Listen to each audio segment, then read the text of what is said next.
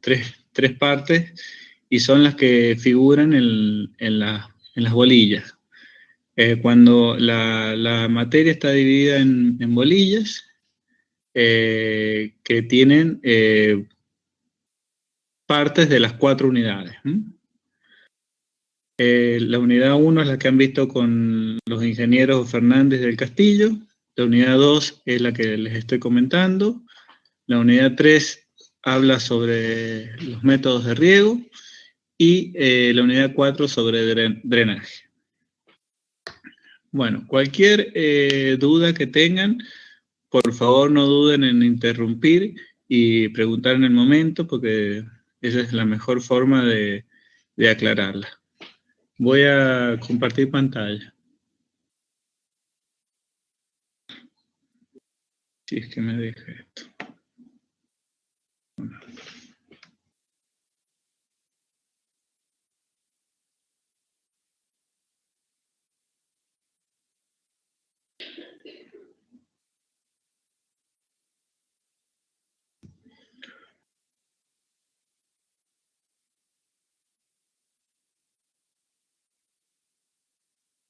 ¿Se ve la pantalla?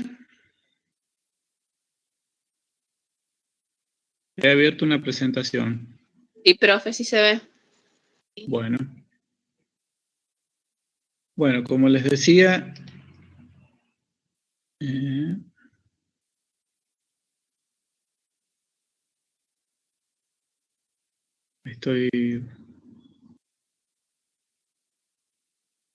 ahí está. Bueno. Esta es la unidad 2. Vamos a...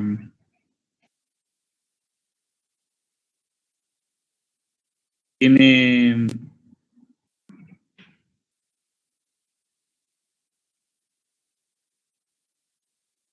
A ver, espera un momentito, por favor. Disculpe.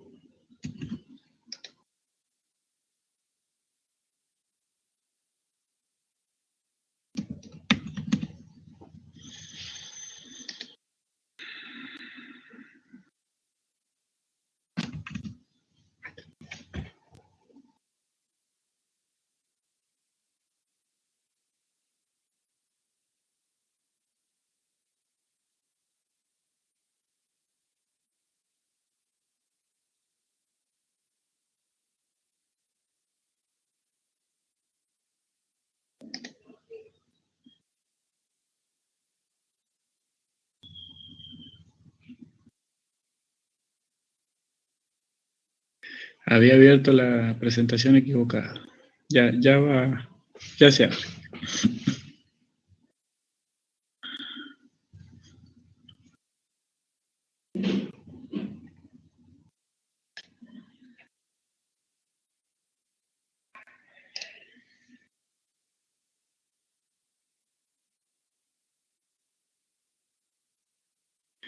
¿Se ve la presentación?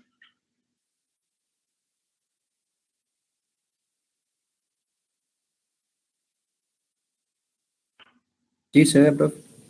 Bueno, perfecto. Bueno, como les decía, los contenidos de la unidad 2 están divididos en 3 partes. Ahí van, nosotros vamos a ver en cada uno de estos contenidos. Vamos a empezar por el 2.1, que dice relaciones agua-suelo, retención del agua, contenido de humedad del suelo, potencial hídrico, componentes, relaciones entre tensiones y contenidos hídricos, humedad total disponible, cálculo y medición de humedad en los suelos, infiltración, parámetros y ecuaciones.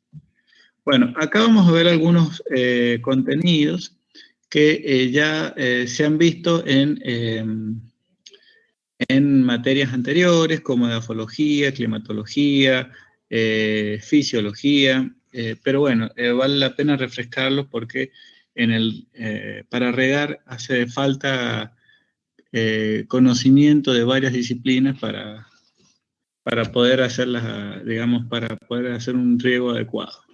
Bueno, en primer lugar, este es un esquema que muestra los componentes del suelo, donde aproximadamente el 50%, que es lo que está marcado en marrón, es el componente sólido, en el cual en un suelo con una adecuada provisión de materia orgánica, en la parte inferior muestra un 5%. Ahí está, ahí se ve mejor. En la parte, un 45% de material mineral y el 50% restante es el espacio ocupado por los poros, en los cuales en este esquema muestra un 25% ocupado por aire y un 25% ocupado por agua. Como ustedes lo habrán visto en suelo, en edafología, la proporción de aire y agua en el suelo es variable, justamente depende o es dinámica, depende del consumo de agua por las plantas. Bueno, como les decía, la fase líquida y gaseosa se encuentra en los poros del suelo. Las partículas están representadas con estos colores marrón, negro, cremita, y los espacios entre las partículas serían los poros, que pueden tener aire, agua o ambos.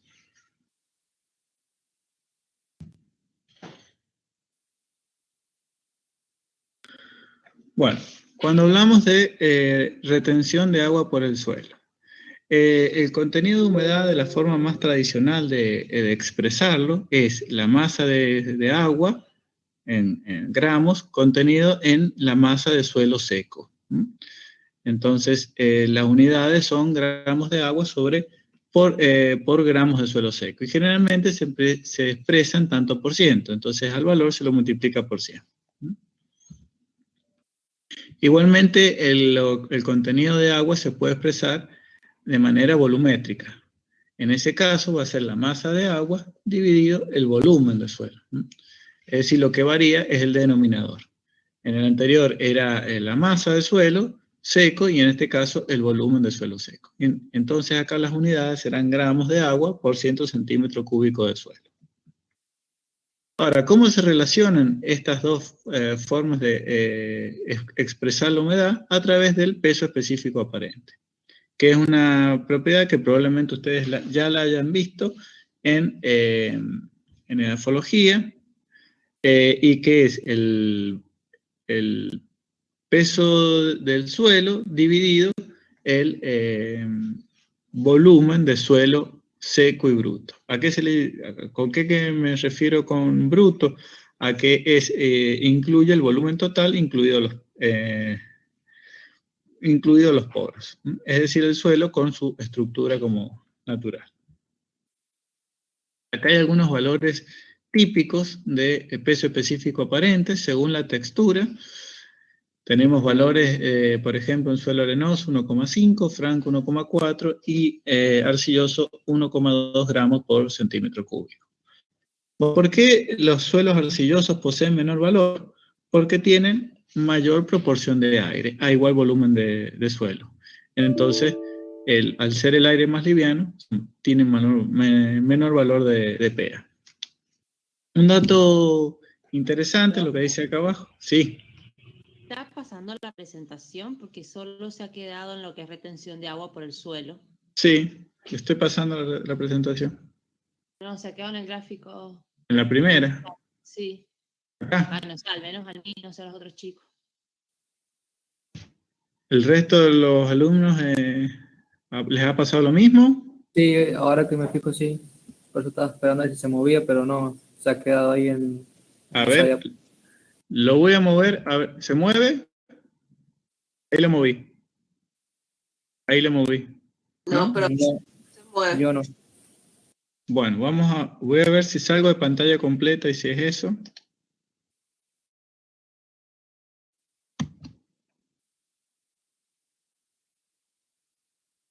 A ver ahí.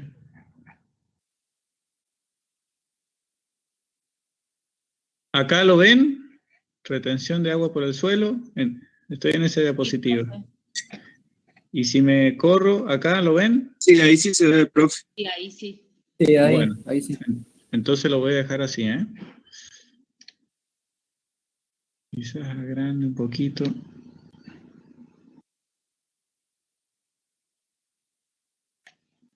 Para que se vea un poco más. Bueno, entonces veníamos hablando del peso específico aparente y les decía que un suelo compactado tiene un valor de PA mayor al habitual para esa textura. Entonces, si encontramos un valor alto respecto al que debería tener, es una alerta en la cual debemos prestar atención porque puede ocasionar una disminución del crecimiento de raíz. Entonces, ¿para qué se utiliza el PA?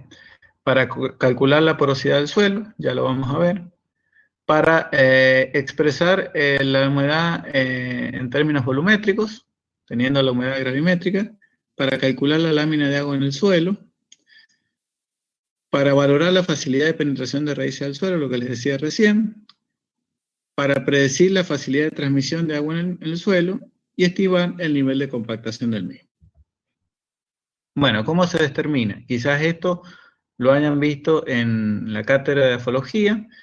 El método más conocido es el método del cilindro, en el cual se extrae una muestra con un cilindro de dimensiones conocidas, se enrasan bien los bordes y se seca la muestra del cilindro central y se obtiene el peso del suelo. Como el cilindro tiene dimensiones conocidas, ya se conoce el volumen. Entonces el peso sobre el volumen nos da el PA.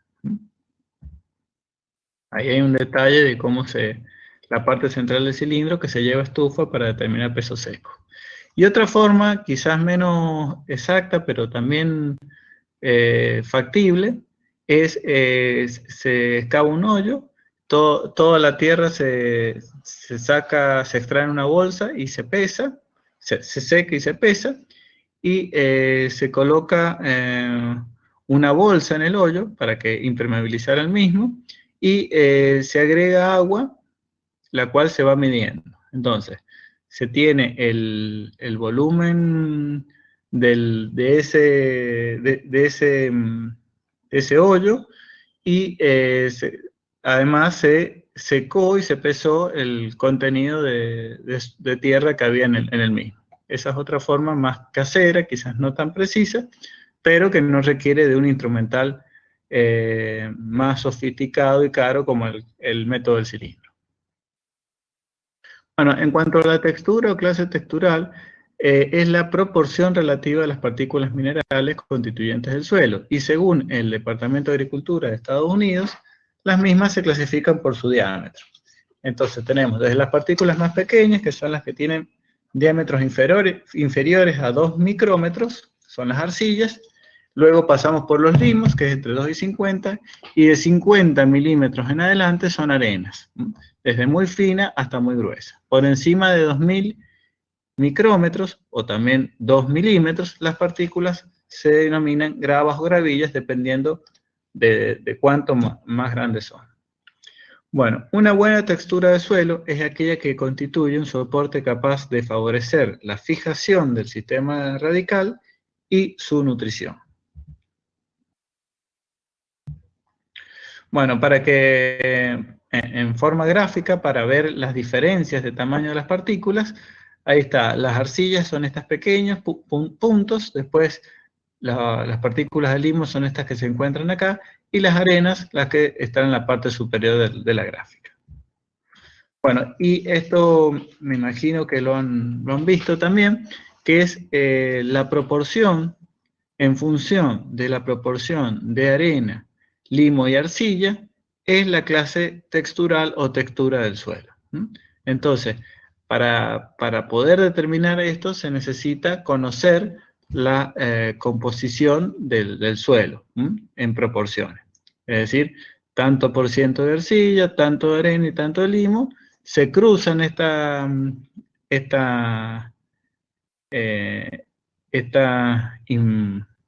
se proyecta por ejemplo, el limo se proyecta en esta dirección, la arcilla en esta dirección, perdón, la arena, y la arcilla, las líneas horizontales. Donde se juntan las tres, es a la clase textural que pertenece. Bueno, cuando hablamos en términos generales de suelos arenosos, generalmente nos referimos a suelos arenosos, arenosos francos y franco-arenosos. Cuando hablamos de suelos de textura media, suelos francos, tenemos ahí los francos, franco-limosos, limosos y los franco-arcillosos. Arcilloso, arcillo arenoso, arcillo limoso. Y cuando hablamos de suelos arcillosos o suelos de textura fina, ahí donde predomina la arcilla y puede ser arcillo arenoso, arcillo limoso o arcilloso. Bueno, en laboratorio se puede determinar la textura mediante dos técnicas. Una es el análisis textural de Buyucos, en el cual se determina el contenido de arcilla, limo y arena según la velocidad de caída de la partícula, que eso se basa en la ley de Stokes. Pero hay otro sistema más simple, que es el análisis por volumen de sedimentación, que lo desarrolló un profesor de la Facultad de Ciencias Agrarias de Mendoza, que es el doctor Nichenson, que en función del volumen que sedimenta una muestra de suelo de 25 gramos, es la clase textural a la que corresponde. Y hay un rango, en el primer rango, entre 64 y 76 mililitros por 100 gramos, es arenoso y así sucesivamente. ¿Se escucha?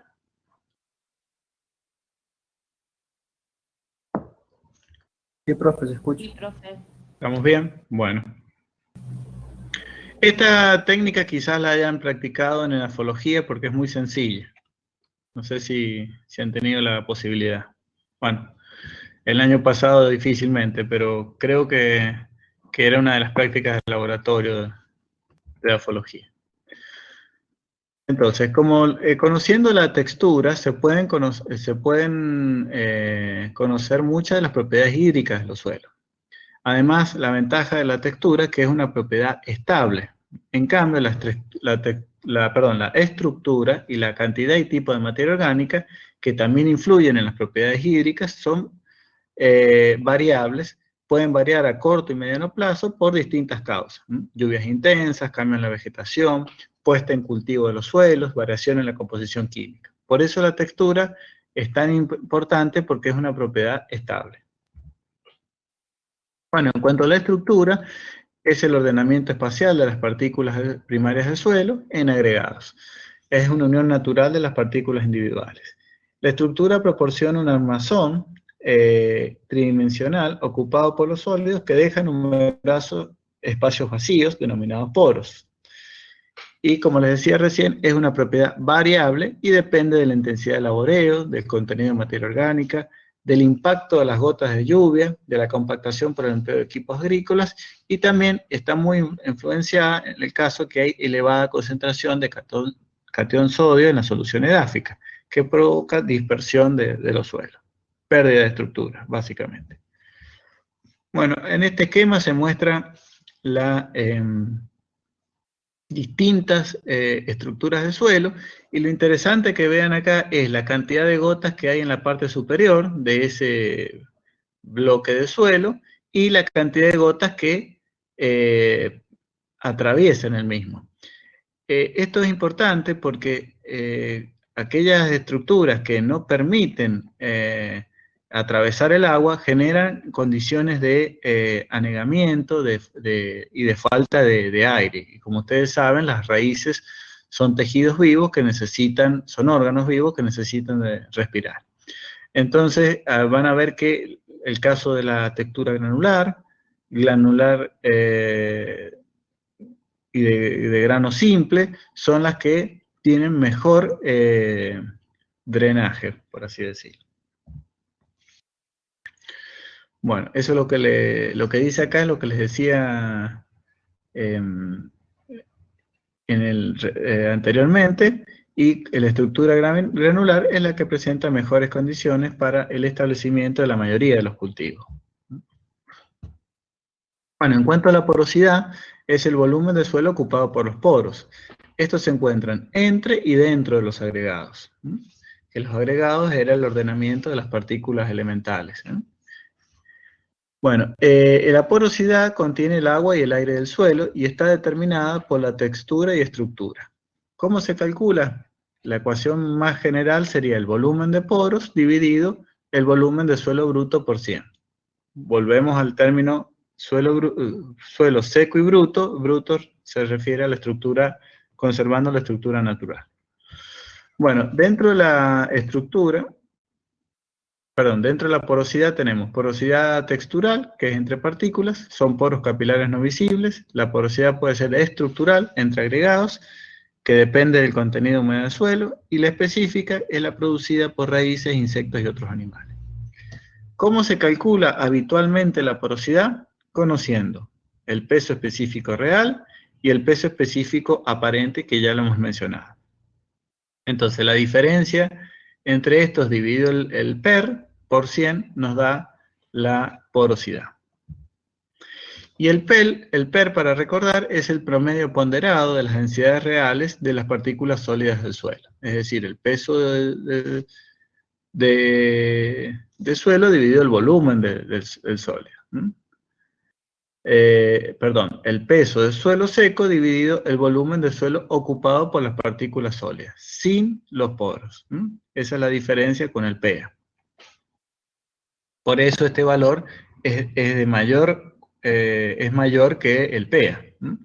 Y su valor varía con la proporción de los elementos que la constituyen. Bueno, en suelos acá fíjense, los valores 2,6, feldespato 2,7 y la materia orgánica tiene un valor muy inferior, 1,5. Por eso dice abajo, en suelos con contenido de materia orgánica inferior a 1%, sería el caso de los suelos de San Juan, se adopta el valor de 2,65 gramos por centímetro cúbico. Por cada incremento de estos corchetes significa concentración. De concentración de materia orgánica de 1%, el peso específico se reduce 0,02, porque como ven acá arriba, el PER de la materia orgánica es mucho más chico que de los elementos minerales. Entonces, mientras más materia orgánica tenga el suelo, menor va a ser el PER. En suelos con concentración de materia orgánica superior a 5%, se debe determinar su valor en el laboratorio. Es decir, que entre 1 y 5% podemos hacer esta corrección y por encima de ese valor se debe hacer la determinación en el laboratorio, que es a través del método del pignómetro. Bueno, según su tamaño, los poros se dividen en 3 grupos. Macroporos, cuando el diámetro es mayor a 30 micrómetros, mesoporos, diámetro entre 0,2 y 30 micrómetros, y microporos, diámetro menor a 0,2.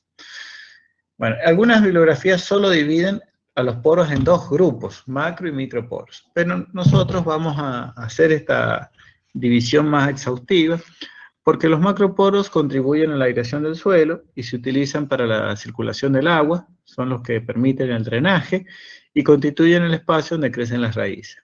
Los mesoporos son los que conducen el agua una vez vaciados los macroporos y en ellos se produce la redistribución de agua del riego, luego del riego.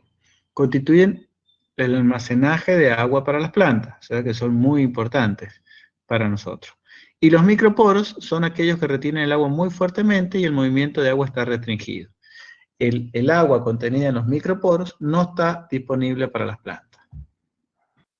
Entonces, el volumen del suelo se podría decir que es el volumen ocupado por agua, más el volumen ocupado por aire, más el volumen ocupado por las partes sólidas.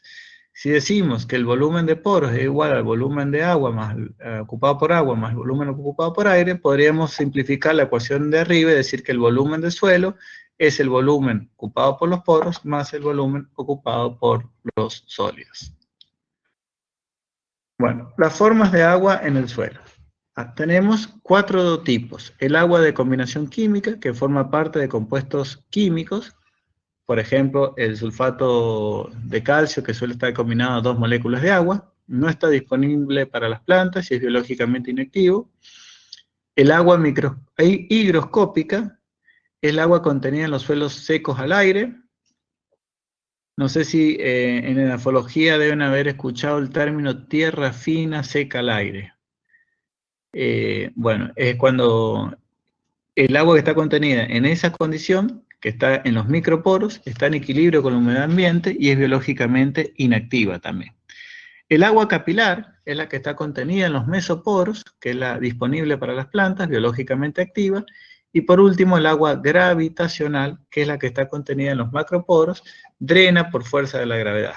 ¿Por qué? Porque el peso del agua supera la fuerza de retención que ejerce el suelo sobre esta.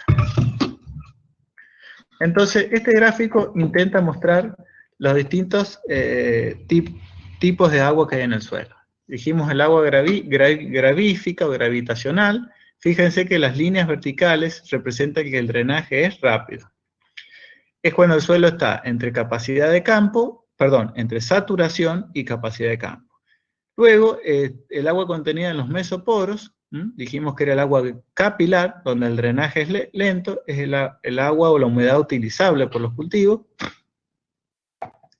Y por debajo de marchitez permanente, se encuentra el agua higroscópica, donde está representado por rayas horizontales, porque no hay drenaje, y es una agua no utilizable por los cultivos. Como decía anteriormente, biológicamente inactiva.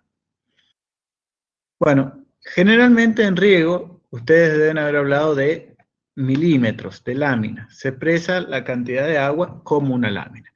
Entonces, tenemos la humedad gravimétrica que vimos al inicio. Dijimos que lo multiplicábamos por el PA. El PA, el peso específico aparente, y por la profundidad del suelo, que le podremos poner una letra P. Después esto lo vamos a... Es más, ya lo voy a corregir y le voy a poner Z, porque después usamos Z, y usamos P para otra cosa. Entonces, vamos a decirle que es Z la profundidad del suelo. Entonces, tenemos que la lámina, es decir, la cantidad de agua, pero expresada como generalmente en milímetros, es la humedad gravimétrica por el PA por Z. Dividido 100 porque está en tanto por ciento generalmente expresada. Si estuviera expresada en tanto por 1, no lo dividiríamos por 100. Bueno, también se puede expresar en unidades de volumen si la ecuación anterior se multiplica por la superficie. Entonces acá surge digamos, un valor que se utiliza generalmente. Cuando nosotros decimos que 1 milímetro equivale a 10 metros cúbicos por hectárea. ¿Qué significa? Y a 1 litro por metro cuadrado. Si la altura de agua de 1 milímetro la tenemos distribuida en 1 hectárea, quiere decir en 10.000 metros cuadrados, eso equivale a decir que, porque esto 1 milímetro es 0,001 metros por 10.000 metros cuadrados, nos da 10 metros cúbicos de agua por hectárea. ¿Está bien? Por eso 1 milímetro equivale a 10 metros cúbicos por hectárea. Bueno, continuemos. Bueno, recién hablé de capacidad de campos, saturación, punto de marchitez permanente. Vale la pena recordar estos conceptos. Bueno, capacidad de saturación es la cantidad máxima de agua que puede contener un suelo cuando todos los poros están llenos de agua. Luego, capacidad de campo. Lo que está entre paréntesis es la forma que habitualmente se expresa, ¿no? Se simboliza estas humedades. Es el contenido de agua del suelo después de que ha sido mojado abundantemente y se ha dejado drenar libremente. Es decir, que se han vaciado de agua los macroporos. Evitando las pérdidas por evapotranspiración, porque nosotros no queremos que se vacíe el agua contenida en los mesoporos. Entonces, pueden ocurrir eso puede ocurrir en 24, 48, 72 horas posteriores. ¿Y de qué dependerá el tiempo? De la velocidad de infiltración de su suelo. Y está muy relacionado con la textura. Entonces, generalmente un suelo arenoso, al cabo de 24 horas se encuentra en capacidad de campo, un suelo franco 48 y un suelo pesado 72. La capacidad de campo, como dice ahí, representa el agua contenida en los mesoporos. Y el punto de marchitez permanente es el contenido de agua de un suelo al cual la planta se marchita y no recobra su turgencia, al colocarlo en una atmósfera saturada durante 12 horas en la noche.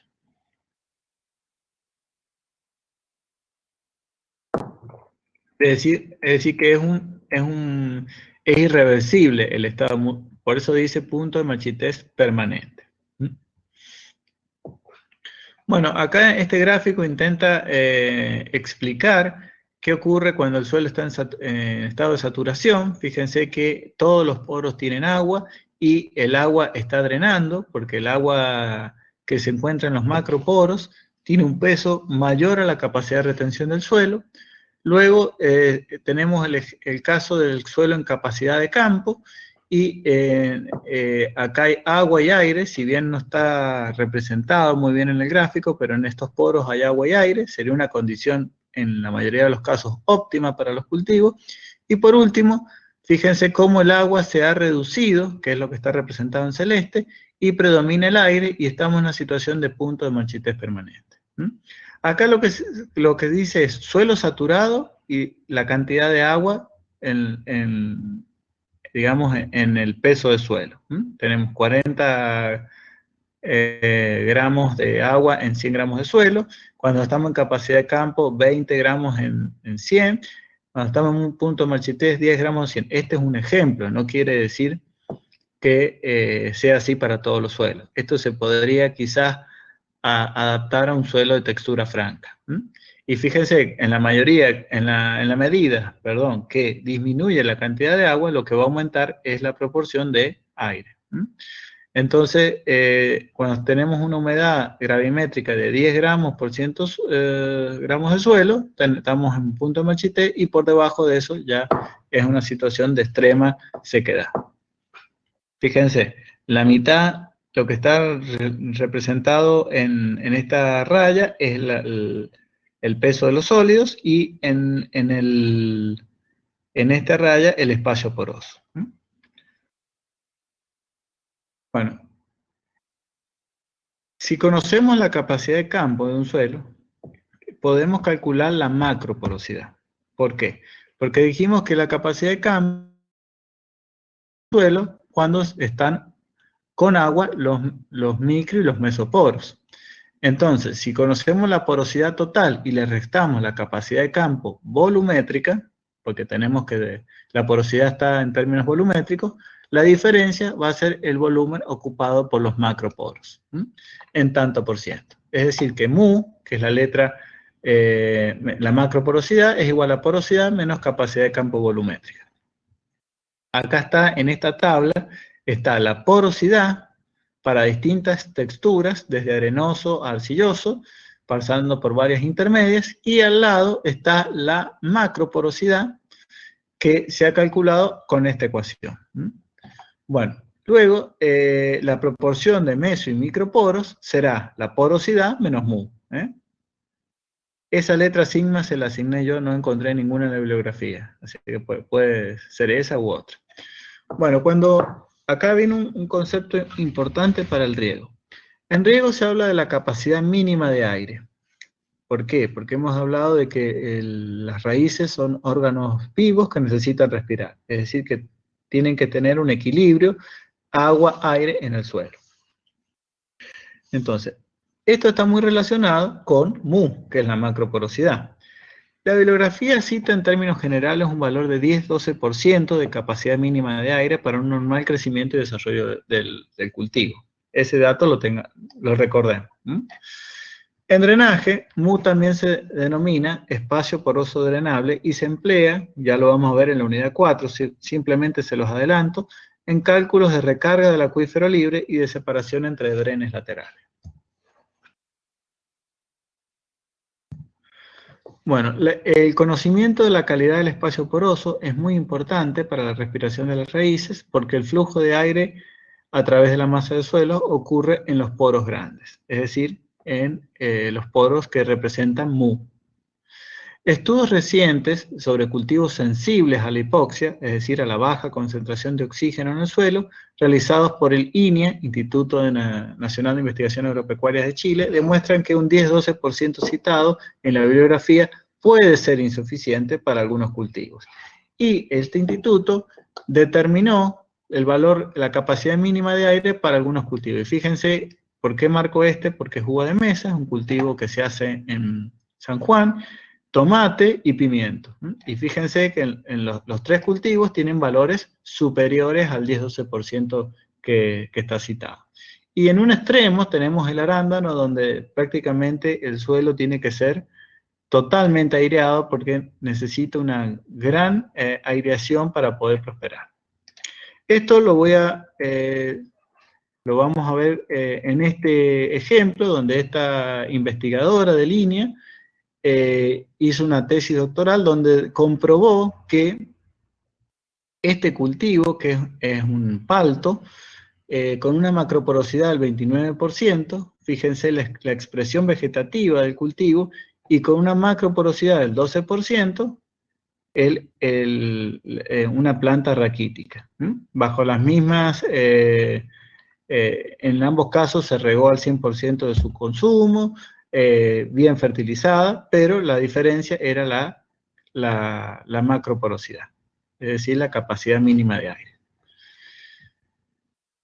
Y si volvemos a la tabla, fíjense que acá línea recomienda un 30%. Y acá era un 29%, o sea, prácticamente el valor que estaba recomendando en línea, y la respuesta del cultivo en uno y otro caso. Si nos basamos en algún cultivo local, también muy importante, aparte de los que les dije, la uva de mesa, el tomate, el pimiento, otro cultivo bastante sensible a la falta de aire es el olivo. Si bien es un cultivo rústico, soporta sequía, soporta salinidad, no es muy tolerante al exceso de humedad en el suelo. Bueno, en este gráfico, fíjense, en el eje de abscisa está la macroporosidad, es decir, mu, y en el eje ordenada el número de raíces por unidad de superficie. Para un cultivo de vid, fíjense que mientras mayor sea la macroporosidad, es decir, hay mayor aireación, el crecimiento de raíces o la cantidad de raíces es mayor. Y eso, lógicamente, es mejor porque el suelo va a tener una mayor capacidad de absorción de agua y nutrientes. Y en este gráfico, si bien es viejo, creo que está bastante bueno, es para un cultivo de papa, en el cual también en el eje de abscisa se muestra el porcentaje de macroporos, y en el eje de ordenadas el rendimiento en toneladas por hectárea, que es, digamos, lo que a nosotros como ingenieros agrónomos nos van a exigir. ¿Qué rendimiento vamos a obtener de los cultivos? Entonces, fíjense cómo en la medida que va aumentando el porcentaje de macroporos, cómo las distintas mediciones que se han hecho generan una recta que ascendente, es decir, a mayor macroporosidad, mayor rendimiento expresado en toneladas por hectárea. Fíjense que acá hay dos tipos de suelos arenosos y suelos de textura media. Por eso hay círculos más grandes y círculos más pequeños. Bueno. ¿Qué aplicación tiene la capacidad mínima de aire en el riego? Si nosotros conocemos el peso específico aparente, la porosidad, la macroporosidad, la capacidad de campo, el punto de marchitez permanente, se deberá manejar el riego de manera que la mayor parte del tiempo el suelo posea la capacidad mínima de aire requerida por el cultivo. Esto significa que, como yo anteriormente dije, la capacidad de campo es la condición óptima en la mayoría de las condiciones, pero no siempre, porque se puede dar el caso de un cultivo sensible a la hipoxia y implantado en un suelo pesado, con baja macroporosidad. Entonces, en ese caso, tenemos dos opciones. Podemos aumentar el intervalo de riego, si por ejemplo estamos regando con goteo, que por ahí está la teoría de que el riego por goteo se riega todos los días. Y eso depende del consumo del cultivo, depende del tipo de suelo donde se encuentra. Entonces quizás podemos regar no todos los días, sino acumular el requerimiento de varios días y regar cada 3-4 días, y de esa manera ocasionamos un mayor vaciamiento de los poros y eso mejora la aireación. Eso por un lado. Y la otra opción, fíjense acá está capacidad de campo, punto de marchitez. Entonces, por ejemplo, un riego podría ser todos los días, regar. Y un riego, como les decía, dejar agotar una mayor, digamos, humedad del suelo y volver a regar. Eso sería quizás una opción más favorable para un cultivo sensible. La otra opción, pero quizás más dificultosa porque se requiere de material, de instrumental para medir, sería mantener la humedad por debajo de capacidad de campo de manera constante. Y eso, si decimos capacidad de campo no es la condición ideal, tratemos de mantener la humedad por debajo de ese valor en una situación que genere un mejor equilibrio agua-aire en el suelo. Entonces, para eso deberíamos medir la humedad del suelo con algún sensor y mantener los valores lo más constantes alrededor de ese dato óptimo. No sé si me explico.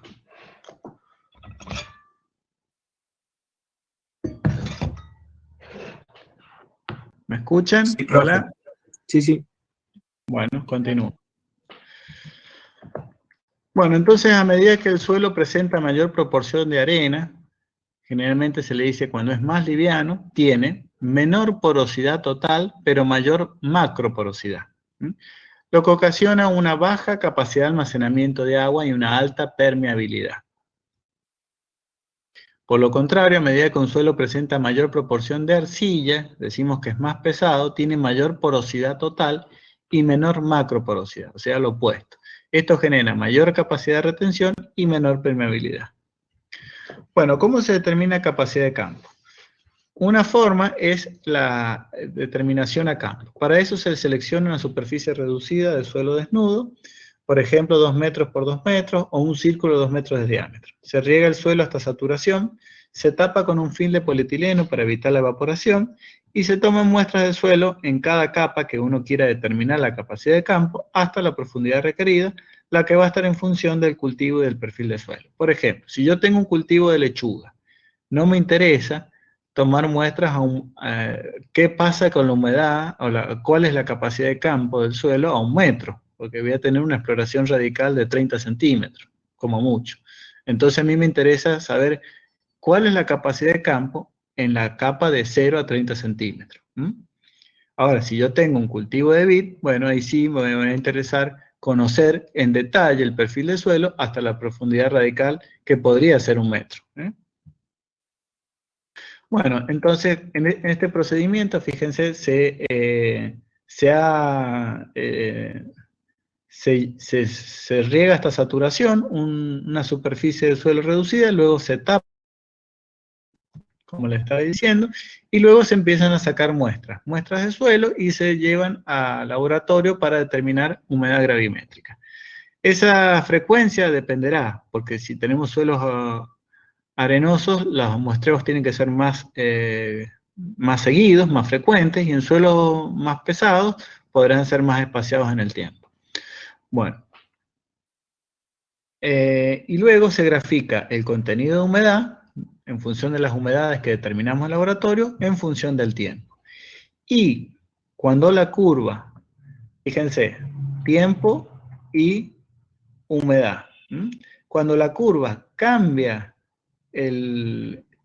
acá quiere decir que estuvo drenando el agua gravitacional. Cuando cambia bruscamente la pendiente, este punto de inflexión es capacidad de campo. En ese rango de valores se encuentra capacidad de campo.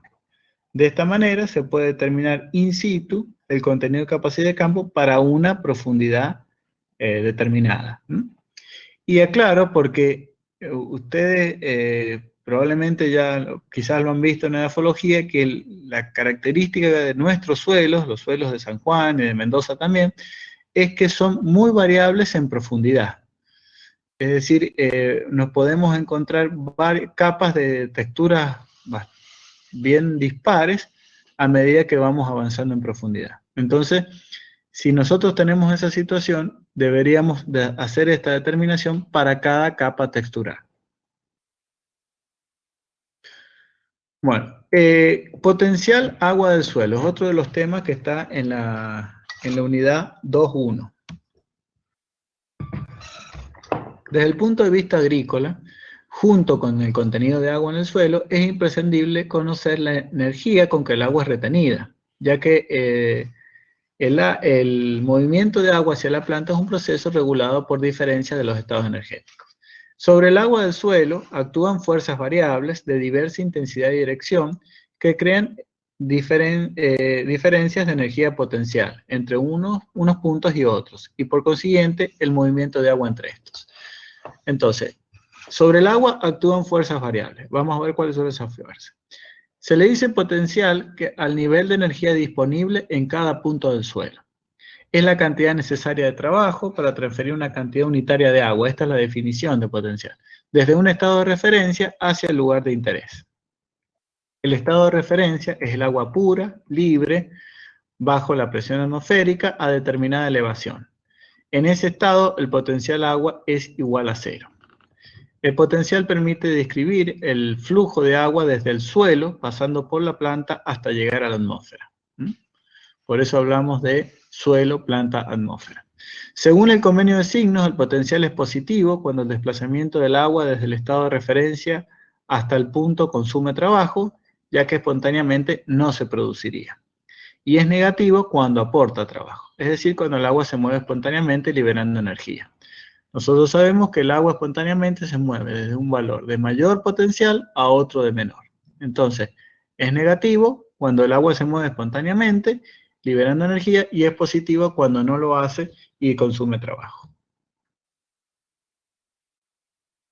Bueno, como decíamos recién, el agua está sujeta a fuerzas que frenan el movimiento de sus moléculas. Las fuerzas que definen el trabajo necesario para la transferencia del agua son gravitacionales, matriciales, las ejercidas por la presión de aire y agua, y las ejercidas por la diferencia de concentración de los solutos.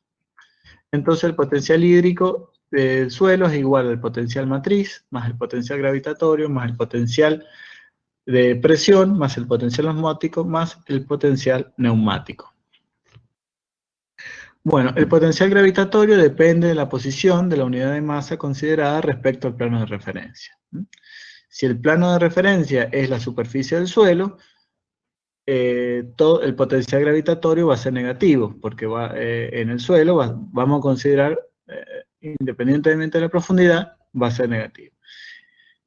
Pero generalmente el plano coincide con la superficie de la capa freática o con la base del sistema radical.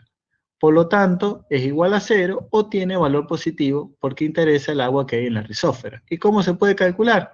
Como la densidad del agua por la aceleración de la gravedad por la altura respecto al nivel de referencia. El potencial neumático es debido a la diferencia de presión atmosférica, puede ser positivo o negativo, según sea superior o inferior a la misma, pero debido a su escasa magnitud no tiene aplicación práctica en el riego. El que sigue es el potencial osmótico, que depende de la presencia de solutos, es siempre negativo, porque el agua en el estado de referencia es pura, y en el suelo no, contiene solutos disueltos. Tiene relevancia ante la presencia de una membrana selectiva semipermeable, como es la corteza de las raíces, que permite el paso del solvente, pero no del soluto. Es decir, en la medida que los suelos sean más salinos, va a tener más importancia este potencial o más peso relativo en el potencial hídrico del suelo. Bueno, como los solutos tienen mayor efecto en suelo insaturado porque su concentración aumenta al disminuir el contenido de agua, que es el disolvente. La solución edáfica tiene sales que afectan la absorción radical debido a que las sales se disocian en iones, que atraen las cargas contrarias de las moléculas de agua. Recordemos que la molécula de agua es bipolar, frenando así la velocidad de su movimiento. El potencial osmótico resulta de las fuerzas de atracción que ejercen los solutos sobre las moléculas de disolvente. Esta es una de las explicaciones por las cuales el contenido de sales dificulta la absorción de agua porque frena el movimiento de las moléculas del medio. Ahí ven las cargas positivas de los cationes hidrógenos y las cargas negativas del anión oxígeno. Bueno, cuanto mayor sea la concentración de sales, menor será el potencial osmótico, es decir, más negativo. Y una forma de calcularlo es menos 36 por la conductividad eléctrica del suelo, expresada en 10 Siemens por metro. Bueno, seguimos con ya hablamos del potencial neumático, hablamos del potencial osmótico, ahora viene el potencial matriz. Este se debe a las fuerzas de atracción de la parte sólida o matriz del suelo con el agua, fuerzas de adhesión entre el agua y las partículas del suelo, y a las fuerzas de atracción entre las propias moléculas de agua, y esas se llaman fuerzas de cohesión. A medida que el suelo se va secando por causa del consumo del cultivo, de la evapotranspiración, eso es la ETC, se reduce la película de agua que tapiza las superficies de las partículas del suelo y se incrementan las fuerzas de adhesión, que están dadas por la siguiente ecuación. Menos 2T, que T es la tensión superficial del agua, dividido el radio de curvatura del menisco. Es decir, que en la medida que se reduce, ese radio se consume el agua, se reduce ese radio y aumenta la fuerza de retención de las partículas de suelo hacia el agua. Como les decía, cuando se reduce la cantidad de agua, disminuye el radio de curvatura del menisco del agua adherida a las partículas sólidas, incrementándose el potencial matriz en valor absoluto. Pero fíjense que la ecuación tiene un signo negativo, quiere decir que se hace más negativo y es más difícil para la planta extraer agua. Además, aumenta la distancia entre la zona seca de la raíz y las moléculas de agua que mojan el suelo. En suelos insaturados es negativo y en suelos saturados es igual a 0. Bueno, a medida que el suelo se va secando, dijimos que el potencial matriz disminuye, se hace más negativo y la planta debe aumentar el esfuerzo para extraer agua. Desde el punto de vista agronómico, el potencial matriz es el más importante en condiciones de suelo no salinas, es decir, cuando el potencial osmótico es cercano a 0, y define el potencial hídrico del suelo. La relación entre humedad del suelo y potencial matriz, que es muy importante para el riego, se llama curva de capacidad hídrica o curva característica del suelo. Esta relación es una propiedad del suelo que es necesario conocer para determinar el momento oportuno de riego.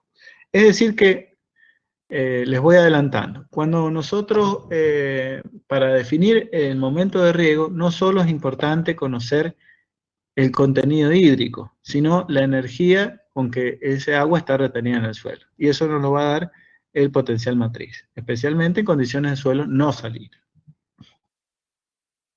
Bueno, también en la ecuación de potencial hídrico salía el potencial de presión. Aparece en suelos saturados en reemplazo de potencial matriz. Es decir, en suelos insaturados el potencial presión es 0 y en suelos saturados el potencial matriz es 0. La presión hidrostática que genera la columna de agua ubicada sobre el punto en estudio genera el potencial presión. Mientras mayor sea esa altura, mayor será el valor. De acuerdo al convenio de signos, si el punto está por debajo de la capa freática o si el suelo está saturado, el potencial de presión es positivo. Bueno, y como dijimos, el suelo insaturado es nulo y es reemplazado por el potencial matriz. Bueno, este gráfico muestra el potencial en este eje, que es positivo hacia la derecha y es negativo hacia la izquierda, y en el cual está dominado por dos potenciales. Fíjense, condición no salina. Por un lado tenemos el potencial gravitatorio, este es el plano de referencia. Por encima de este plano el potencial gravitatorio es positivo y mientras más alejado aumenta su valor. Está representado por esta recta. Y por otro lado tenemos el potencial matriz, que es más negativo a medida que nos acercamos hacia la superficie. Y esto se debe a que el cultivo, la mayor densidad radical se encuentra en los estratos superiores y está extrayendo agua. Como el potencial matriz disminuye más que lo que aumenta el potencial gravitatorio, hay una resultante, que es este potencial hídrico total, que, fíjense, es potencial gravitatorio menos potencial matriz, nos da este potencial hídrico total que es mayor a esta profundidad y va disminuyendo a medida que nos acercamos hacia la superficie. Por lo tanto, acá hay un movimiento de agua desde esta capa freática hacia la superficie. Eso se llama equilibrio dinámico.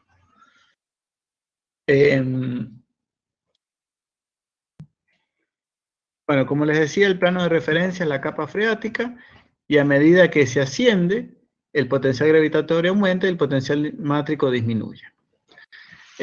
Por lo que les decía, el consumo de agua del cultivo. Y la diferencia de potencial se produce porque el potencial matriz disminuye más que el incremento del potencial gravitatorio. Bueno, la diferencia de potencial es la fuerza motora del movimiento de agua ascendente. El agua se mueve siempre desde un punto de mayor potencial a otro de menor potencial. Bueno, vamos a ver el caso de un suelo insaturado. Si se desprecia el efecto del potencial neumático, la succión que debe realizar el cultivo para absorber agua es igual a succión hídrica, igual a la succión matriz, más la succión osmótica, más el potencial gravitatorio o carga de gravedad. En suelos no salinos, el gráfico de potencial y profundidad resulta. Fíjense, en este caso no hay movimiento de agua. ¿Por qué? Porque el incremento del potencial gravitatorio es igual a la disminución del potencial matriz. Entonces, el potencial hídrico en todos estos puntos es cero. Como no hay gradiente de potencial, no hay movimiento de agua. Esto es lo que les explicaba. Y el segundo caso de equilibrio estático, quiere decir, si es estático no hay movimiento de agua, sería cuando el suelo está saturado, y en este caso tiene efecto el potencial gravitatorio y el potencial de presión. Entonces, H mayúscula es el potencial hidráulico o carga hidráulica, es igual al potencial de presión o carga de presión más el potencial gravitatorio o carga de gravedad. Y este sería este ejemplo. Tenemos, como les decía, en este eje horizontal el potencial, y a medida que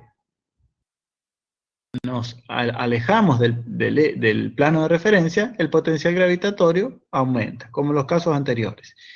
Y a medida que nos alejamos o nos acercamos al plano de referencia, la altura de columna de agua sobre el punto es mayor, entonces aumenta el potencial presión.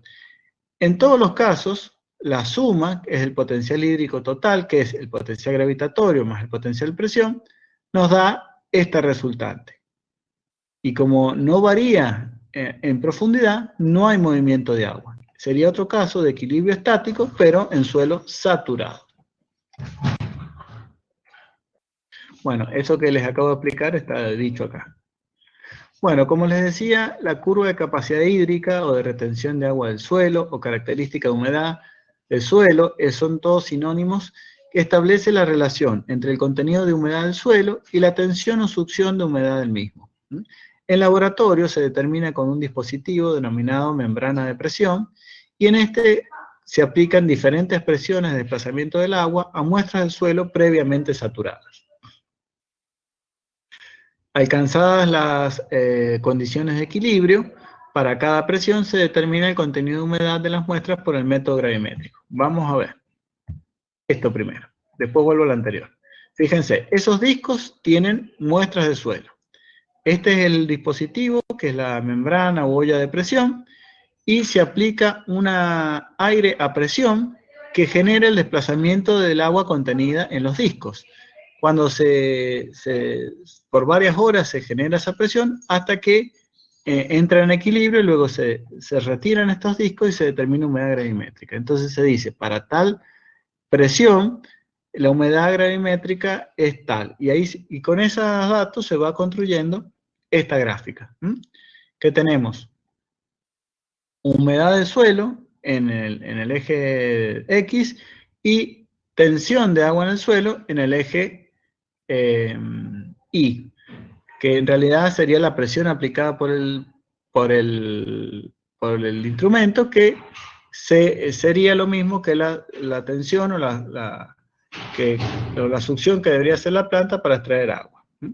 Entonces vamos a ver valores de que, por ejemplo, entre 0,1 y 0,5 bares se encuentra la capacidad de campo, dependiendo del suelo. Entonces, por ejemplo, si tenemos un suelo franco, vamos a aplicar una presión de 0,33 y la vamos a mantener esa presión. Cuando se llega al equilibrio, se extrae la muestra y se determina la humedad. Entonces, la humedad para esa presión ejercida es la capacidad de campo. Aclaro, cuando el suelo está saturado, esta curva tiene que llegar hasta acá, es 0, la tensión. Luego, fíjense que se ha determinado un punto a 1 bar, considerando que esto puede ser entre este valor y este la zona óptima, pero eso depende de cada cultivo. Esto es un ejemplo nada más, y se determina a 1 bar la humedad de suelo. Y luego, para el caso de punto de marchitez permanente, es a 15 bares.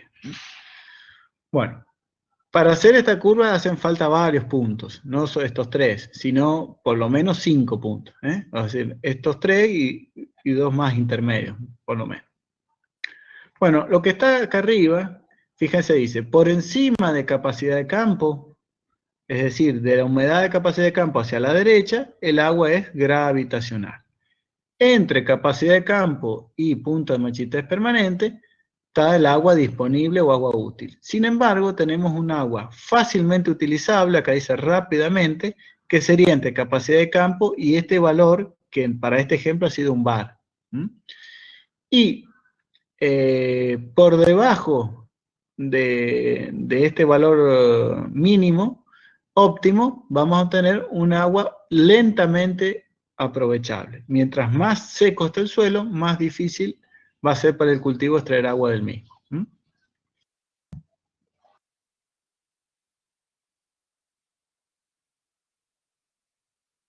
Bueno, y en este ejemplo tenemos curvas de capacidad hídrica para 2 tipos de suelo de texturas bien distintas.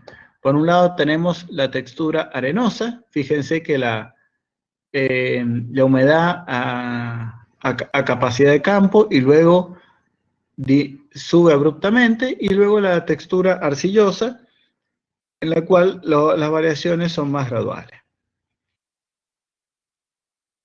Bueno, por eso la diferente forma que adoptan las curvas depende de la textura y estructura. En el caso de suelos arenosos, como predominan los macroporos, el agua se vacía en los mismos y se produce una rápida subida de la tensión debido a que el agua remanente forma una película que se adhiere fuertemente alrededor de las partículas. Por eso esa subida abrupta de la tensión. Para extraer dicha agua se requiere un gran aumento de succión que se muestra por la inflexión de la curva. Esta inflexión de la curva. Bueno, en los suelos francos y arcillosos la curva es más gradual porque existe una proporción más equilibrada de poros por tamaño. A igual valor de tensión, un suelo arcilloso retiene más agua que un suelo arenoso. A igual valor de tensión, nos ubicamos acá, un suelo arcilloso retiene más agua que un suelo arenoso.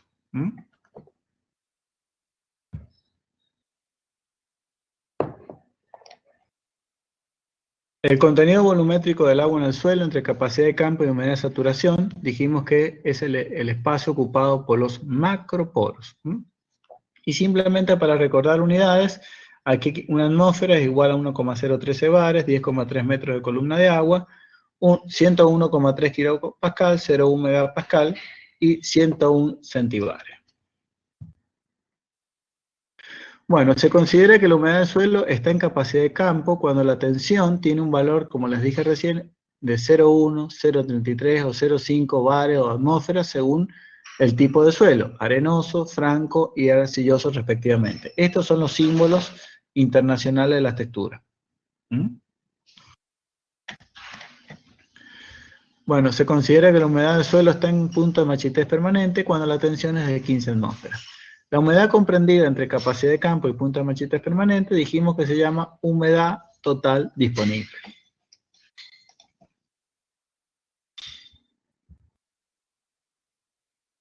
Bueno, ¿qué consideración hay que tener en el método de laboratorio para determinar la curva de capacidad hídrica? El intervalo de lectura es entre 0 y 20 atmósferas. No se debe disturbar la muestra cuando se trabaja a bajas presiones, entre 0 y 1 atmósfera. Es decir, si volvemos al gráfico, entre 0 y 1 atmósfera debemos trabajar con muestras no disturbadas, es decir, conservando la estructura natural.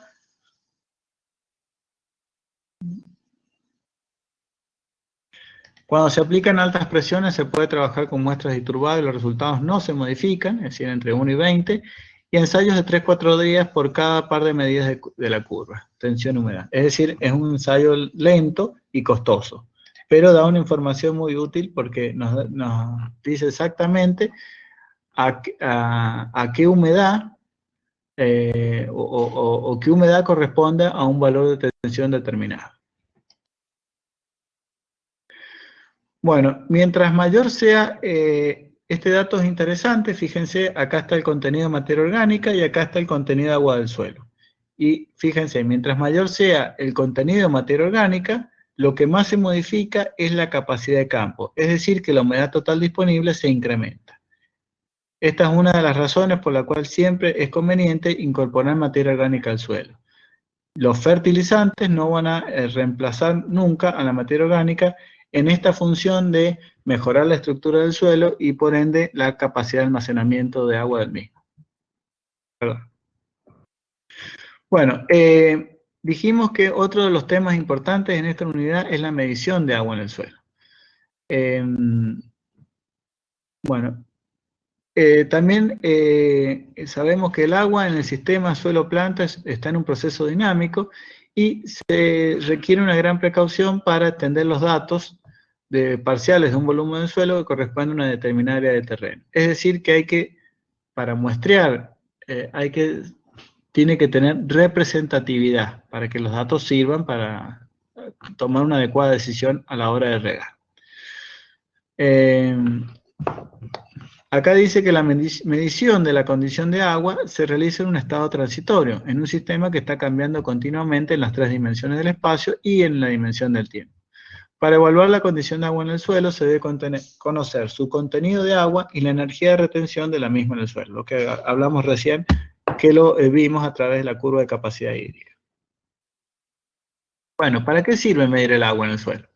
Para determinar la cantidad de agua a reponer, es decir, cuánto regar, responde a cuánto regar, definir la disponibilidad de agua para las plantas, energía con que el agua es retenida en el suelo, determinar el momento oportuno, cuándo regar, cuando llegó un valor mínimo que nosotros establecemos, decimos, bueno, este es el momento, acá tengo que volver a regar, para determinar el desempeño de riego en una evaluación, y para ajustar la programación mediante correlación con el estado hídrico de la planta. Como lo habrán visto en fisiología, se puede cuantificar el estado hídrico de la planta y una de las formas más tradicionales es mediante el potencial hídrico con la cámara de presión de Schollander. También la conductancia estomática es una medida bastante interesante que se usa con un porómetro. Bueno, factores que influyen en la selección del método, es decir, en el método de determinación de humedad, es la exactitud buscada, el nivel de capacitación del operario, el presupuesto disponible y las características del suelo, textura, salinidad, contenido de materia orgánica y la variabilidad espacial. Hago referencia a que la variabilidad espacial es un tema muy importante para nuestras condiciones porque tenemos una gran variabilidad espacial. Entonces, si nosotros llegamos a una finca y encontramos, puede ser que en un mismo cuartel no se haya tenido en cuenta esta variabilidad espacial de los suelos y en el mismo cuartel hayan condiciones de suelo muy distintas. Y con condiciones distintas me refiero generalmente distintas estructuras.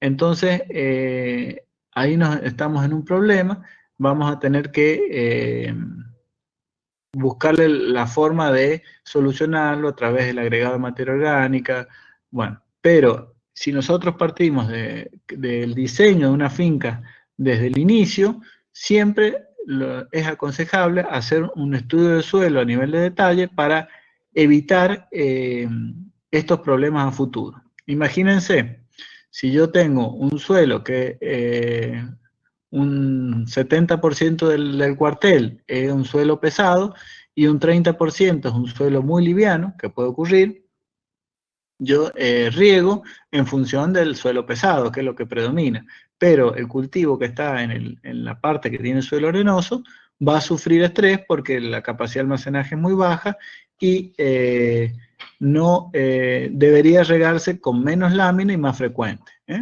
Por eso es muy importante tener bien identificado el suelo, los distintos tipos de suelos que hay en una propiedad y diseñar los cuarteles en función de ello.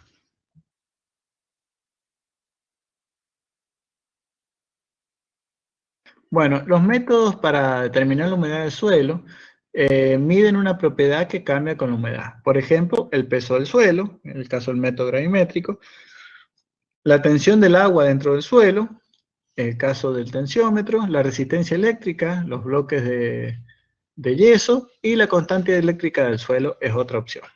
Hay otras opciones, yo acá les presento estas 4 que son muy utilizadas. Entonces, este esquema trata de resumir un poco lo que les dije. La medición de agua del suelo puede ser medición del contenido de agua por humedad al tacto, si bien es algo poco exacto, pero hay gente que tiene mucha experiencia haciendo esto y le sirve como algo rápido para ver si está en buen estado el suelo de humedad. Después un método muy preciso es la humedad gravimétrica, que es el método patrón. El dieléctrico, acá miden la constante dieléctrica del suelo, y aquellos que miden la energía de retención del agua en el suelo, está el tensiómetro y el sensor de matriz granular. Bueno, el método gravimétrico es el más exacto, de hecho se usa para calibrar los demás, como dije es el método patrón, y el procedimiento consiste en la extracción de muestras del suelo con tarros pesafiltros. Bueno, me imagino que esto, creo yo que lo han visto en afología, me imagino, pero bueno, lo repasamos. Se pesa la muestra de suelo húmedo, se lleva a estufa a 105 grados Celsius hasta peso constante, se pesa la muestra de suelo seco y se calcula una humedad gravimétrica. La desventaja, que es el largo tiempo de determinación, puede dañar las raíces del cultivo, se dificulta su realización en suelos pedregosos y no se puede volver a medir en el mismo sitio porque la estructura está alterada. Ahí fíjense, lo más fácil es sacar la muestra con una pala barreno. Luego se debe encintar, se cierra el tarro pesafiltro y se debe encintar y se coloca en una conservadora para que no pierda la humedad y lo antes posible se lleva al laboratorio para pesar el suelo húmedo y luego se coloca en estufa, se saca la tapa y se pone en la base para que se seque más rápido y se coloca en estufa para luego pesar el suelo seco. ¿Ven? Como ahí se muestra, ahí la tapa se pone en la base inferior y para que más rápido se seque. Y el cálculo es peso de suelo húmedo menos peso de suelo seco sobre peso de suelo seco menos el peso del pesafiltro. Es decir, que todos los pesafiltros deberían estar previamente pesados. Es decir, se le dice que estén tarados los pesafiltros. Bueno, muy importante es, generalmente el pesafiltro tiene un número en la tapa y un número en el cuerpo. Ese número debe coincidir. Si nosotros mezclamos, después el peso del pesafiltro, cada vez que hagamos una determinación lo vamos a tener que volver a pesar. Si no mezclamos, nosotros tenemos el peso del pesafiltro, ya lo tenemos, ya lo conocemos y directamente nos evitamos ese paso. Otro detalle puede ser, según la balanza que tengamos, es hasta dónde llenar el tarro pesafiltro. Si son balanzas de precisión y el suelo tiene mucha humedad, quizás no podamos llenarlo más de 3/4 de su capacidad. Eso dependerá de la balanza que tengamos para medir. Mientras más precisa la balanza, o sea, con mayor decimales pese, mejor mejor va a ser la determinación. Bueno, el método directo a campo, como dijimos recién, es la humedad al tacto. Es un método bastante utilizado, aunque poco preciso. Es más que nada como para corroborar si se está regando bien. La muestra de suelo de las zonas raíces se obtiene con palas barreno o palas de puntear. También se puede abrir una calicata para observar mejor la rizósfera, tamaño y dirección de crecimiento de las raíces y determinar la humedad. Es un método lento y requiere una amplia experiencia de la persona que lo realiza. Puede ser un buen complemento de mediciones efectuadas con sensores, porque por ahí el sensor me dice que está todo bien y yo miro la planta. Nunca hay que dejar de mirar la planta porque es la que nos va a decir realmente si está bien regada. Y veo algo raro, entonces la calicata me permite ver la humedad del suelo, me permite ver el crecimiento de raíces, que es muy importante. Bueno, ahí está una persona controlando la humedad del suelo en una calicata. Bueno, y el contenido de agua, según el suelo es arenoso, según el suelo es franco y según el suelo es arcilloso, es justamente con la humedad al tacto. Según lo que sale en verde es cuando hay que regar, lo que sale en amarillo es esperar, no regar, y cuando tiene un exceso de humedad, no regar. Bueno, eso va cambiando según la textura. Bueno, el sensor dieléctrico, FDR significa Frequency Domain Reflectometry, también se llama técnica de la capacitancia, y el instrumento está compuesto de una fuente de alimentación en cuyos terminales están conectados dos elementos metálicos paralelos. Una cantidad de cargas de la alimentación se desplaza hacia estos elementos, y cuando la alimentación es desconectada, una pequeña cantidad de energía eléctrica queda almacenada en el arreglo y se irá liberando poco a poco según sea el material de las placas y las condiciones de aislamiento entre estas. La capacitancia es la medida de la capacidad de almacenamiento, la carga eléctrica del condensador de la placa paralela, y es función de la constante eléctrica del medio entre las placas. Bueno, ¿y esto qué tiene que ver? La constante eléctrica está directamente relacionada con el contenido volumétrico del agua en el suelo. Por eso, la constante eléctrica de las partículas sólidas del suelo va de 3 a 7, de la del aire es 1, y la del agua pura a 20 grados Celsius es 80,4. Entonces, mientras mayor sea el contenido de humedad del suelo, mayor va a ser la constante dieléctrica. Mientras mayor sea la capacitancia, mayor es la constante dieléctrica y la humedad del suelo. De ahí viene el principio de funcionamiento de este instrumento. Bueno, acá esta es una marca, Diviner, debe haber otras, pero acá lo que se ha puesto es se dice medición discreta. Este es el instrumento, se introduce en un tubo, este tubo está enterrado 1 metro, y hay también variantes de 1,60 m, que mide cada 10 centímetros. Es decir, con un solo instrumento, y yo puedo con muchos tubos de acceso medir en distintos lugares. Fíjense, acá se ha instalado en un parral, en la hilera, a una distancia, y en el medio del interfilar. Entonces yo puedo ver qué ocurre con la humedad del suelo a medida que nos alejamos de la planta. Y a una profundidad cada 10 centímetros. Bueno, como les decía, discreta significa que solo mide cuando un operario manipula el instrumento, es decir, lo que está instalado acá es un tubo, no tiene ningún sensor, no mide. Lo que mide es este aparato, acá están los sensores, y este es el data logger. Bueno, solo se mide cuando el operario va y mide. Eso, digamos, es una desventaja, porque necesito una persona que esté midiendo. Pero con un mismo equipo puedo realizar mediciones en múltiples puntos, lo que permite obtener mayor representatividad. Y esto es muy importante para nuestras condiciones, donde hay una gran variabilidad espacial de los suelos. Por cada punto debe estar calibrado el instrumento. Ya vamos a hablar un poquito de qué significa calibrar. La medición en cada punto es rápida.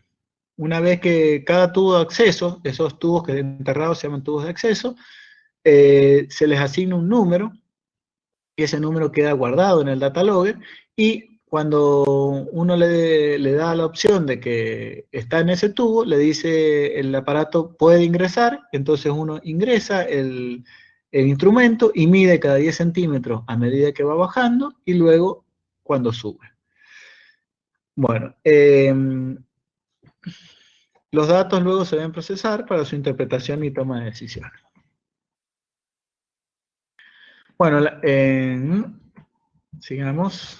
Bueno, por otro lado, tenemos la sonda FDR de medición continua. Fíjense la diferencia. El anterior era un tubo pelado, y esto queda instalado en este tubo de acceso con todos estos sensores que miden.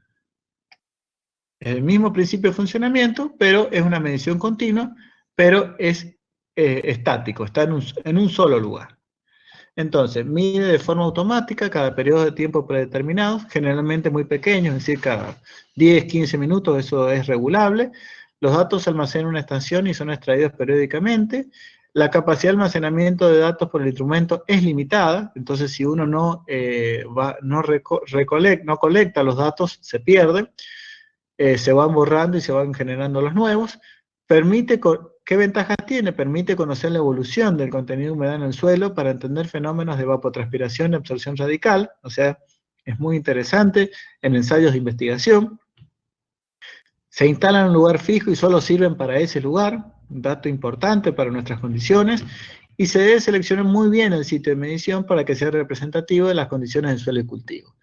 Si nos vamos a otros suelos en zonas de nuestro país donde las condiciones son mucho más homogéneas en profundidad y espacialmente, quizás este instrumento es útil. Pero para nuestras condiciones, yo creo que salvo situaciones a nivel experimental, no tendría mucha utilidad. Bueno, en general, ya sea medición discreta o continua, ¿cuáles son las ventajas de las sondas FDR? Que tienen un amplio rango de medición, miden a distintas profundidades en un mismo sitio, entonces uno puede saber cuál es el sitio o cuál es la profundidad donde se absorbe más agua, en qué profundidad no se absorbe, o si hay un aporte de una capa freática cercana. ¿Qué pasa si aumenta la humedad en las capas inferiores? Y arriba, y no es por aporte de agua por el riego. Quiere decir que hay un aporte, un incremento por un aporte subsuperficial. Bueno, es capaz de medir en distintas texturas del suelo y se puede medir en reiteradas oportunidades en el mismo sitio, porque no es destructivo como era el caso de la humedad gravimétrica. Bueno, y las desventajas, una tecnología costosa, principalmente la medición continua, y se deben hacer correcciones cuando se utiliza en terreno salino. ¿Alguna duda? ¿Algo que quieran decir? Porque no estoy mirando el chat. A ver.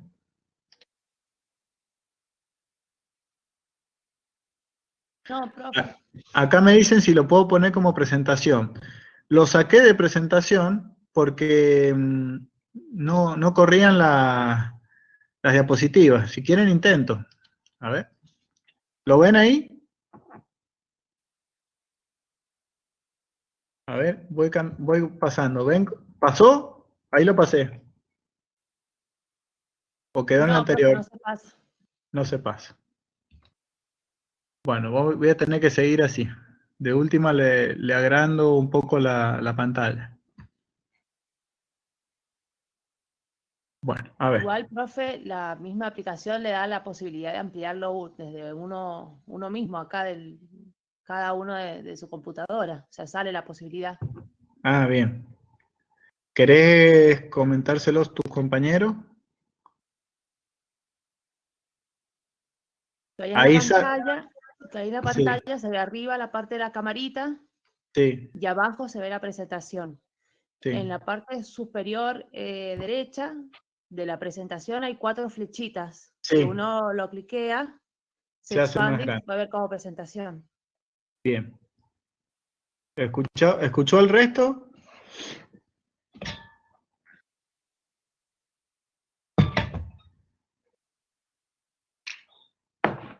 Bueno, continuamos.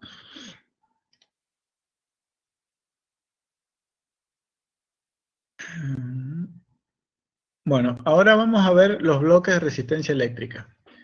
Este instrumento consiste en un bloque de material poroso, por ejemplo yeso, en cuyo interior se instala un par de electrodos. Estos se conectan mediante guías a un aparato que posee un puente de resistencia. Se produce un equilibrio entre el potencial agua del suelo y del bloque poroso. El principio de funcionamiento se basa en que la resistencia al paso de la corriente en el bloque depende del contenido de agua en el suelo, la cual disminuye a medida que aumenta la humedad. O sea, mayor humedad, menor resistencia. La resistencia eléctrica es medida como un ohmómetro conectado a los electrodos, y esta es transformada a centibares. Debe haber un contacto íntimo entre el suelo y el sensor y requiere de calibración. A ver.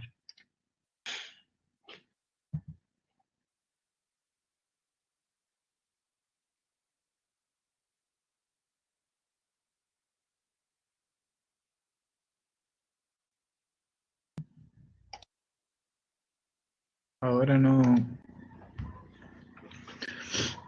puedo correr la presentación.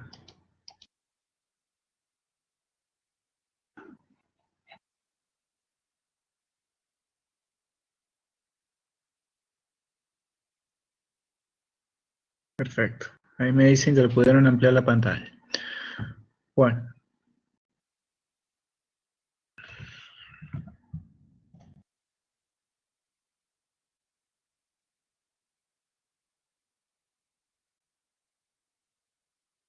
A ver. Perdón, pero no puedo correr la presentación. O sea, no me deja.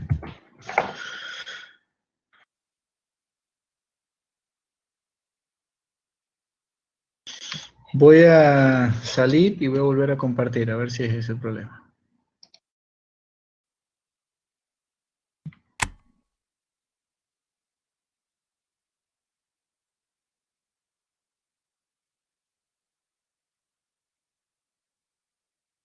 Ahora sí. Bueno, parece que se había tildado. Bueno, acá está el bloque de resistencia eléctrica y ahí está el data logger. Como en el caso de la sonda Diviner, esto mide cuando un operario va, conecta y lee. ¿Qué ventajas tiene este instrumento? Pueden obtenerse medidas precisas a valores de potencial mátrico de hasta 200 centibares, que es un valor bastante alto, útil para suelos medios y pesados, para suelos secos, donde no se puede usar un tensiómetro, son económicos, no se dañan con las heladas, y se puede medir en reiteradas oportunidades en el mismo sitio. Los bloques de yeso se deterioran con relativa rapidez. Dentro de las desventajas, duran 2 a 3 años, la salinidad de la solución y la temperatura pueden afectar las mediciones, y a bajos valores de tensión son poco precisos, no se recomienda su uso en suelos arenosos. Entonces, sería utilizable para suelos medios y pesados, y vamos a ver lo siguiente, que es el tensiómetro, que en este caso mide el potencial mátrico en unidades de presión. Posee una cápsula porosa, que suele ser de cerámica, que permite la entrada y salida de agua del suelo. Esta cápsula no se ve muy bien, pero hay una cápsula porosa, acá hay una columna de agua, y permite la entrada y salida de agua del suelo. Cuando el suelo se va secando, el agua sale de esta columna, y esa salida se genera un vacío que se lee en este vacuómetro. Y cuando cuando el suelo tiene mayor humedad, el agua ingresa y disminuye el vacío. Es lo que dice acá. El valor máximo medible es 85 centibares, dado que por encima de este valor se generan burbujas de aire en el aparato y se rompe la columna de agua. Se desestabilizan las lecturas. Esto limita su uso en texturas gruesas y medias, ya que en suelos muy pesados todavía no es necesario regar cuando el vacuómetro alcanza el valor máximo medible. Es decir, se puede utilizar en suelos arenosos y francos, no en suelos pesados, porque 85 centibares todavía no es necesario regar. Entonces, tiene una limitada utilización. Así como el anterior, que era el bloque de resistencia eléctrica, a bajos valores no era preciso, entonces no era recomendable su utilización en suelos arenosos.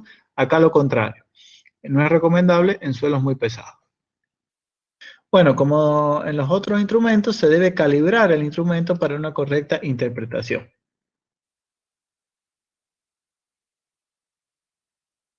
Bueno, sigamos. Bueno, acá dice interpretación de lectura según el valor. Por ejemplo, si es 0, el suelo está saturado. Entre 0 y 10 es un valor para la mayoría de los cultivos, no hay que regar. Si este valor persiste, quiere decir que hay problemas de permeabilidad, no ha habido infiltración del exceso de agua. Entre 10 y 20, depende del tipo de suelo, no requiere riego, los arcillosos, los francos no requieren, los suelos arenosos en algunos cultivos sensibles sí. Entre 20 y 40, el suelo arcilloso no requiere riego, el suelo franco no requiere y el suelo arenoso se debe regar. Entre 40 y 60, los arcillosos no requieren riego, los francos generalmente no requieren y los suelos arenosos están muy secos. Y entre 60 y 80, los suelos arcillosos no requieren riego, por eso les digo que como el máximo que mide es 85, no sirve este aparato para suelos pesados. Los suelos francos ya están muy secos, se deberían haber regado, y los suelos arenosos ya hay registro de daños por excesiva sequedad. Bueno, y esta tabla establece valores críticos de potencial mátrico para distintos cultivos. Mientras mayor sea el valor, en términos absolutos, quiere decir que el cultivo resiste mayores tensiones en el suelo y es capaz de traer agua a mayores tensiones en el suelo. Es decir, dicho de otra forma, es más tolerante al estrés hídrico. Bueno, generalmente los tensiómetros están instalados a dos profundidades. Una profundidad, estos que están en paralelo, una profundidad es donde se encuentra la mayor densidad radical y otra profundidad mayor que es para justamente evaluar si se han hecho aportes por percolación profunda y también si hay aportes desde una capa freática próxima. Bueno, las ventajas que es económico, fácil manejo y robusto. Acá simplemente se lee lo que marca el vacuómetro y se puede medir en reiteradas oportunidades en el mismo sitio. La desventaja, como dijimos, era que tiene un acotado rango de medición, no puede en suelos muy pesados, muy secos, requiere un mantenimiento y se puede dañar cuando ocurren las heladas. Bueno, ¿y qué significa calibrar el instrumento? Dijimos que los instrumentos de medición entregan automáticamente un valor, que puede ser humedad, energía de retención. Pero estos deben ser comparados con el método patrón. ¿Y cuál es el método patrón? Dijimos que es el de humedad gravimétrica. Para ello se debe generar una calibración que consiste en establecer una relación entre el valor que mide el aparato, que sería la variable dependiente en el eje de ordenadas, y la humedad del suelo determinada por el método patrón, que es el gravimétrico, que lo vamos a colocar en el eje de abscisa. La calibración es sitio específica, es decir, no se puede traspolar a otros sitios, porque justamente hemos hablado que hay una gran variabilidad de suelo en las condiciones de San Juan, ya que solo es representativo de un área con las mismas propiedades. La relación entre la variable que mide el instrumento y la humedad gravimétrica surge una ecuación matemática que permite conocer el valor real de humedad a partir del valor medido. Por ejemplo, los valores se pueden ajustar a una ecuación lineal.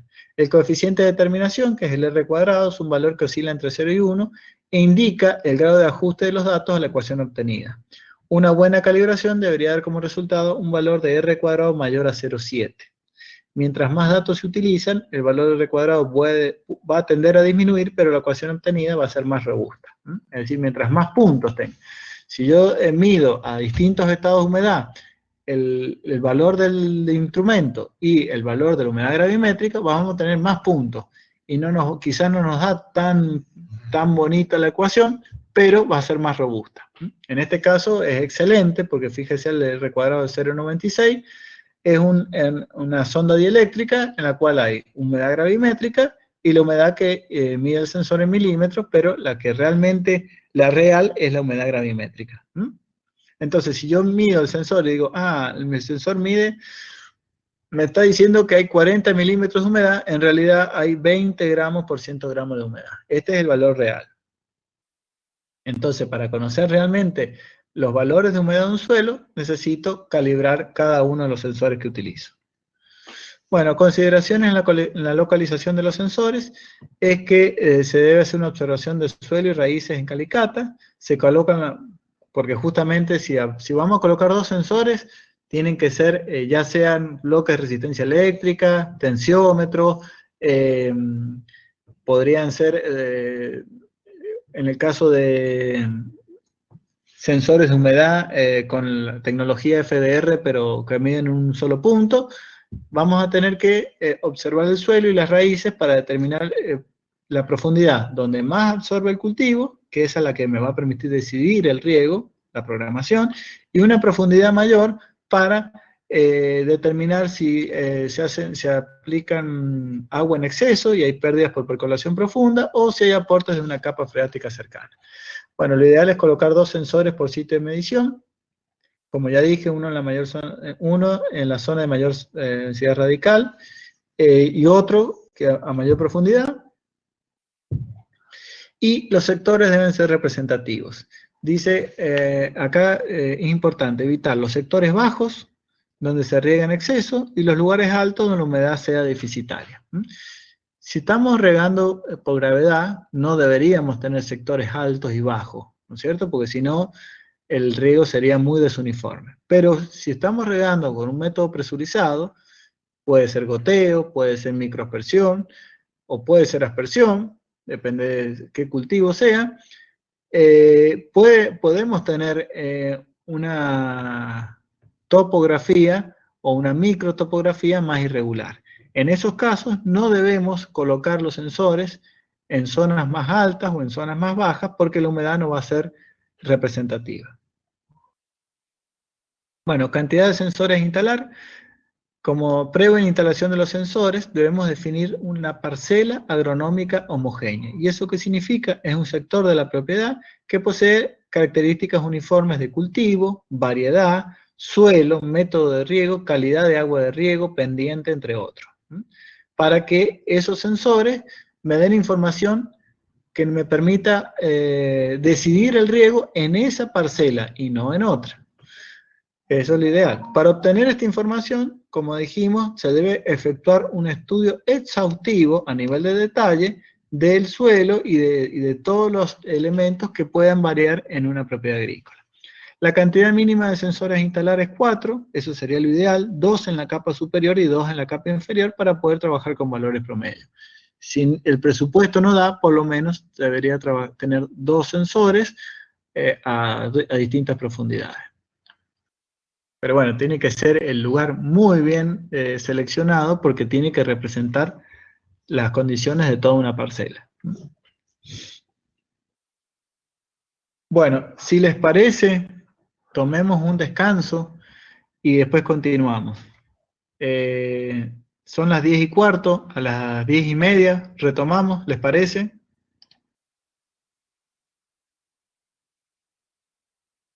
Sí, profe. Bueno, perfecto, a las 10:30 retomamos. Sí, profe.